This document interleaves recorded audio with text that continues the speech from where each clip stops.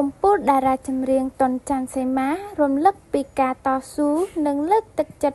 ổn chùm nuôn còi. Sau bê công pống, thơ chỉ group bằng vật nơi khăn cam vị thi bà lòng châm riêng rap, Cambo rapper, kênh nhà tuần tràn xe má đại chiếc đà ra châm riêng, lích lô bà chăm nơi khăn bà lật cam cả lạ xì lên nà vật trá,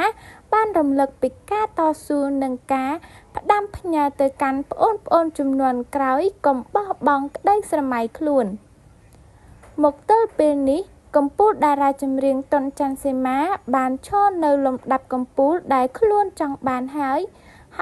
bắt châm riêng niềng chia trán có ban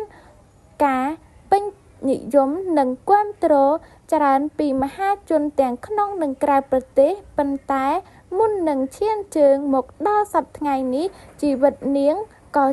chuốc nơi úp bật xạ chỉ tràn phòng đài.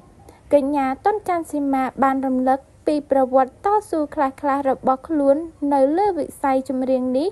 ឲ្យអ្នកគាំទ្របានដឹងដោយនាងបានរៀបរាប់ទៅលើ Facebook របស់ខ្លួនថាខ្ញុំជឿលើអ្វីដែលខ្ញុំបានប្រឹងប្រែងខិតខំតស៊ូមិនបោះបង់មិនទន់ជ្រាយអរគុណបងប្អូននិងអ្នកទាំងអស់គ្នាជុំវិញខ្លួនខ្ញុំសម្រាប់ក្តីស្រឡាញ់ផ្ដល់ឱកាសកម្លាំងចិត្តជ្រោមជ្រែងខ្ញុំជឿថាអ្នកទាំងអស់គ្នានឹងធ្វើបានសម្រេចនៅក្តីស្រមៃរបស់ខ្លួនក្នុងថ្ងៃណាមួយដូចគ្នាខ្ញុំផ្ដល់កម្លាំងចិត្តឲ្យណាក្រៅពីអាជីពចម្រៀងកញ្ញាតុនច័ន្ទសេមាក៏បានវិវត្តខ្លួនមួយជំហានទៀតក្លាយទៅជាគ្រូបង្វឹកនៅក្នុងកម្មវិធីប្រឡងចម្រៀង rap Cambo rapper ថ្មីត្បិតតែមើលទៅនាងនៅក្មេងខ្ចីបន្តិចក៏ពិតមែនប៉ុន្តែក្នុងខ្លួននាងពេញដោយសមត្ថភាពនិងទេពកោសល្យខាងផ្នែកចម្រៀងរហូតទទួលបានការស្រឡាញ់និងការគាំទ្រច្រើនពីមហាជន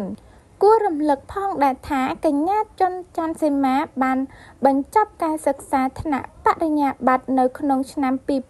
2022បើទោះបីជាមមាញឹកនៅក្នុងការងារសិល្បៈនាងក៏មិនបានបោះបង់ការសិក្សារបស់ខ្លួនចោលឡើយផ្ទុយទៅនាងបានខិតខំប្រឹងប្រែងសិក្សារហូតបញ្ចប់ថ្នាក់បរិញ្ញាបត្រតាមក្តីស្រមៃ